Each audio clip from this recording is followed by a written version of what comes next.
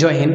আগের ভিডিওতে কোষ পর্দা, কোষ প্রাচীর, মাইটোকন্ড্রিয়া, গোলজি বস্তু, ভ্যাকুয়ার বুঝিয়েছি।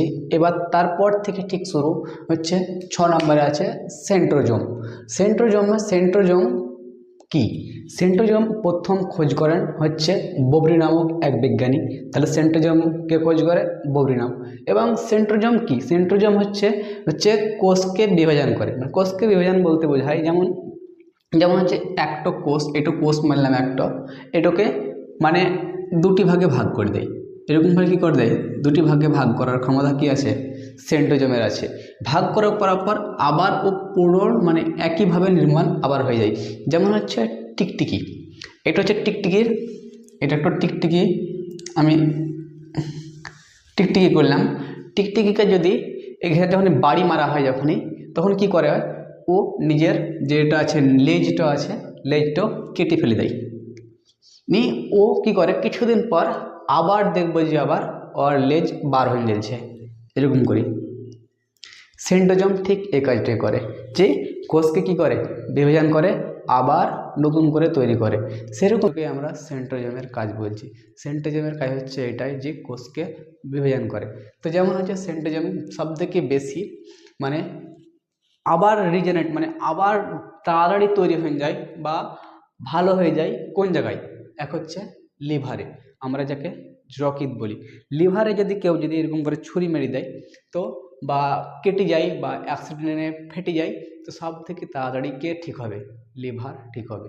লিভারকে এতটুকু ক্ষমতা দেওয়া হয়েছে যে পুরো শরীরের মধ্যে সব থেকে মানে পুনর্নির্মাণের ক্ষমতা কার আছে? লিভারের। আর সব থেকে যদি বলা হয় কম বা হয় না, তাকে বলা হয় ব্রেনে। ব্রেনে 90% হচ্ছে নিউরন সেল, ও কোনো বিভাজন হয় না বা কেটে গেলে পরে পুনর্বার আর ঠিক হয় না, ওই রকমই থেকে যায়। আস্তে আস্তে আস্তে আস্তে শুকাতে শুকাতে শুকাতে ও ডেড হয়ে যাবে, ও মরে যাবে। কিন্তু 10% কি আছে? গ্লিয়াল সেল আছে। যেমন প্রথমে কেউ যদি একটা বাঁশ নেয়, এরকম যদি কারো মাথায় মারে, যদি মাথায় চামড়া কাটে তো ঠিক আছে, যদি হাড় ফাটে তাও ঠিক আছে। হাড়ের পরে একটা পর্দা আসে, ওকে মেনিনজাইট বলে, ওইটাও যদি কাটে তাও ঠিক আছে।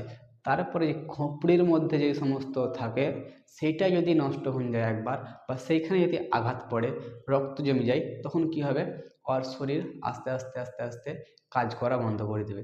কারণ শরীর এই মাথা থেকে পুরো শরীরকে কন্ট্রোল করছে। যখন দেখবে যে কোনো একটা তার মানে চোখের সঙ্গে এখানে পুরোটা শরীরের তার বিছা আছে। যেমন আমাদের ঘরে মিটার আসে, মিটার থেকে আসার পর কী হয়? বোর্ড। বোর্ড থেকে কী করি আমরা?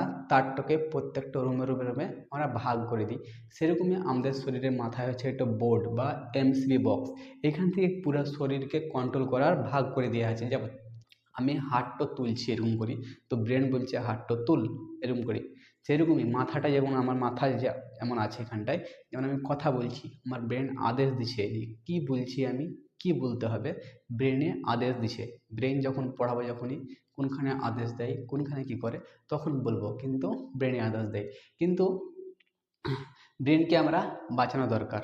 কিন্তু 90% কি আছে? নিউরন সেল আছে, ওর বিভাজন হয় না। 10% গ্লিয়াল সেল আছে, ওর বিভাজন হয়।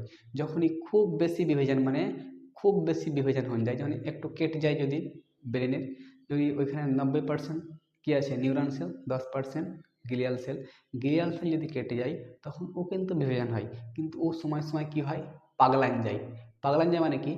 যে বাড়িতে যদি বলা হয় একখান রুটি করতে, তখন বাড়িতে এসে দুটা লোক আছো, 5খান রুটি করছে। যদি পাগলান যাই 50খান রুটি করে দেয়, তখন কী হবে? রুটিগুলা খারাপ হয়ে যাবে, ফেল দিতে হবে। সেরকমই এখানটায় গ্লিয়াল সেল আছে, এটা সময় সময় যখনই কেটে যায় বা ফেটে যায় তখন ও পাগলান যায়। অনেকগুলো কি করে? কোশিকা বিভাজন করেও বিভাজন করতে দেয় এক জায়গাতে, এতগুলা বিভাজন করে দেয় যে ওই জায়গাটা ফুলে যায় হালকা করে। তখন কি হয়? ওটা ব্রেন ক্যান্সার। ক্যান্সার কোনো রোগ নয়, এক জায়গাতে অনেকগুলো একই জিনিস তৈরি করে দিয়েকে কি বলে? ক্যান্সার। মানে এক জায়গাতে অনেকগুলা ঘা যে তৈরি করে দেয়, তখনই ক্যান্সারের রূপ নিয়ে নেবে। তাহলে ব্রেনে 10% যে গ্লিয়াল সেল আছে, এর বিভাজন হয়। 90% নিউরন সেল আছে, এর কোনো বিভাজন হয় না। তাহলে বুঝতে পারলাম, তাহলে সেন্ট্রিয়ামের কাজ কি? কোনো কিছুকে বিভাজন করা বা পুনর্নির্মাণ করা। যেমন আমার হাত কেটে গেছে, এখানে একটু হাত কেটে গেল, রক্ত পড়লো, রক্ত পড়ার পর সেন্ট্রোজোম আসবে যে এটা ঠিক করতে হবে, তখন আস্তে আস্তে আস্তে আস্তে আস্তে আস্তে ও পুনর্নির্মাণ করে দেবে বা রিজেনারেট করে দেবে, আগের যেমন ছিল তেমন করে দেবে। এই কাজ করে কি সেন্ট্রোজোম। সেন্ট্রোজোমকে আবিষ্কার করে বুবরি নামক এক বিজ্ঞানী। তাহলে আমরা বুঝতে পারলাম, তাহলে সব থেকে বেশি লিভারে তাড়াতাড়ি কী হয়, ঠিক হয়, ওকে রিজেনারেট তাড়াতাড়ি হয়, ওকে বাংলাতে ওকে যকৃৎ বলি, ইংরেজিতে লিভার বলি। সব থেকে কম হয় ব্রেনে। যদি বলে কোথায় হয় না, ব্রেনে হয় না। যদি বলে, যদি ওর থেকে বেশি কোশ্চেন করে নিউরনে, কোথায়, নিউরনে হয় না। তারপরে যদি বলে 10% গ্লিয়াল সেলে হয়। তাহলে 90-এর মধ্যে 10% মানে প্রায় হয় না। যদি 100-এর মধ্যে কেউ যদি 10 পায় তাহলে ওকে ফেল। তাহলে সেরকমই এখানে ফেল করে দিচ্ছে, ব্রেনে হয় না। তারপরে আসে 7 নম্বরে আসে এন্ডোপ্লাজমিক রেটিকুলাম। তাহলে এন্ডোপ্লাজমিক রেটিকুলাম কি? এন্ডোপ্লাজমিক রেটিকুলাম হলো, একে দুটি ভাগে মানে দুরকম ভাগ আছে। যেমন হচ্ছে এন্ডোপ্লাজমিক রেটিকুলাম, এক হচ্ছে স্মুথ, এক হচ্ছে রাফ। যেমন এই ছবিটা দেখতে পাচ্ছি, এটা হচ্ছে স্মুথ মানে পরিষ্কার পরিচ্ছন্ন, আর একটা হচ্ছে রাফ মানে হচ্ছে মানে খুদুর খুদুর খুদুর খুদুর। যেমন কারো গাল দেখতে পাওয়া যায় না, যে এক সাইডে অনেক বড় টাইপের ভেরেন জ্বলছে, আর এক সাইড কি আছে একটু ভালো টাইপের প্লেন টাইপের আছে। সেরকমই হচ্ছে, এক সাইড কি আছে প্লেন, আর এক সাইড আছে খুদখুদে টাইপ। প্লেন টাইপকে কি বলছি আমরা স্মুথ, আর খুদখুদা সেটা হচ্ছে রাফ। প্লেনটা স্মুথ কি আছে, স্মুথ হয় চর্বির জন্য। যেমন কোনো মহিলাদের কি হয়, মেয়েদের বা মহিলাদের মানে শরীর চকচকে হয়, স্মুথ হয়, কিসের জন্য, চর্বি থাকে তার জন্য। যে সমস্ত জায়গায় চর্বি থাকবে সেটা স্মুথ হবে। যেমন হাতের তল একবারে চকচকে, এটা কি হচ্ছে স্মুথ। এখানে চর্বি আছে বলে হাতের তল চকচকে আছে। যেমন পায়ের তল, পায়ের তলা কি আছে, চর্বি আছে বলে কি আছে, চকচকে আছে বা স্মুথ আছে। যেমন কোনো এবার মহিলাকে দেখা হয় যদি, তো ওরা দেখবে যে ঠান্ডার সময় কি হয়, ওদেরকে ঠান্ডা কম লাগে, কিসের জন্য, ওদের শরীরে চর্বি বেশি আছে, তার জন্য কি হয় ওদের চামড়া স্মুথ হয়, এবং স্মুথ হওয়ার কারণে ওদেরকে ঠান্ডা কম লাগে, ভিতরে চর্বি আছে। যে কোনো জিনিস স্মুথ, যেমন সাবান, সাবানে কি আছে স্মুথ, চকচক চকচক করে। যেমন হচ্ছে তেল, তেল হচ্ছে স্মুথ, চকচক চকচক করে। যেরকমই এরকমই হচ্ছে একই রকম। যেমন যে জায়গাতে স্মুথ সেই জায়গাতে কি থাকবে, চর্বি থাকবে, যে জায়গায় স্মুথ লাই সেই জায়গায় চর্বি থাকবে না। তাহলে স্মুথ ভাগ বুঝতে পারলাম, স্মুথ মানে হচ্ছে যে পাশ চর্বি। তাহলে মেয়েদের শরীরে চর্বি থাকে, যেমন ওদের ঠান্ডার দিনে ঠান্ডা কম লাগে। ছেলেদের শরীরে কি থাকে, একটু চর্বি কম থাকে, বা কেউ দেখায় বা চর্বি কম থাকে, তার জন্য কি লাগে, ঠান্ডা বেশি লাগে। তাহলে বুঝতে পারলাম। এরপরে রাফ, রাফের কাজ কি, রাফ সাইডে কি হয়, প্রোটিন তৈরি হয়। রাফ সাইডে কি তৈরি হয়, প্রোটিন তৈরি হয়, তার জন্য কে আলাদা ভাগে ভাগ করে দেওয়া আছে। এবং প্রোটিন যেদিক তৈরি হয় সেই সাইডে কি হয়, রাইবোজোম নাম দিয়েছি আমরা। তাহলে যেই সাইডে প্রোটিন তৈরি হবে সেই সাইডকে আমরা কি বলবো, রাইবোজোম। তাহলে এবার রাইবোজোমকে নিয়ে আলোচনা করে যাক। রাইবোজোম হচ্ছে, এক হচ্ছে 8 নম্বরে আছে রাইবোজোম। রাইবোজোম হচ্ছে পোল্ডে নামক এক বিজ্ঞানী তৈরি করে মানে আবিষ্কার করে যে রাইবোজোম কি, রাইবোজোমের কি কাজ, রাইবোজোম কিভাবে কাজ করে, সেভাবে এবার বলে। রাইবোজোম হচ্ছে যখনই দেখে তখনই কীরকমভাবে প্রোটিন তৈরি করে বা কীরকমভাবে কাজ করে, সে পোল্ট্রি নামক বিজ্ঞানী বলে। তখন একে বলা হয় সেডিমেন্টেশন কোফিসিয়েন্ট।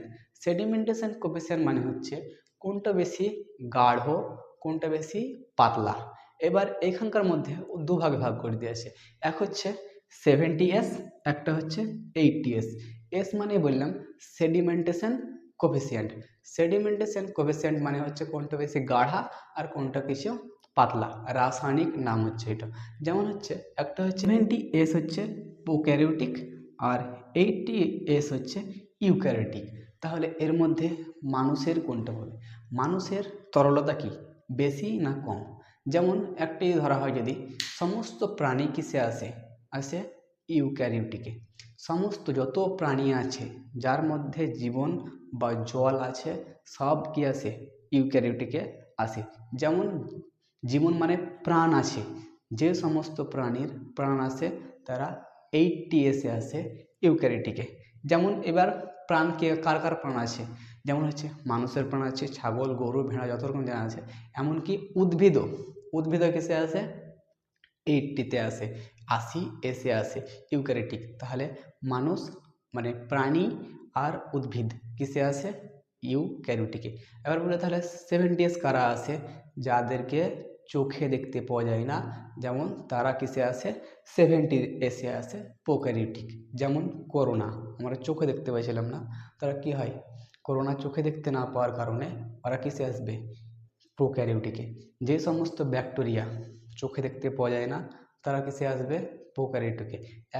এক কথায় বলা যায় যে সমস্ত আমরা চোখে দেখতে পারি না বা অনুভবও করতে পারি না সেগুলো কিসে আসবে? প্রোক্যারিওটিকে আসবে। তাহলে বুঝতে পারলাম এই 70x 80x। তাহলে এরপরে নেক্সট ভিডিওতে আর পরে যতটুকু আছে ততটুকু নিয়ে আলোচনা করব। জয় হিন্দ।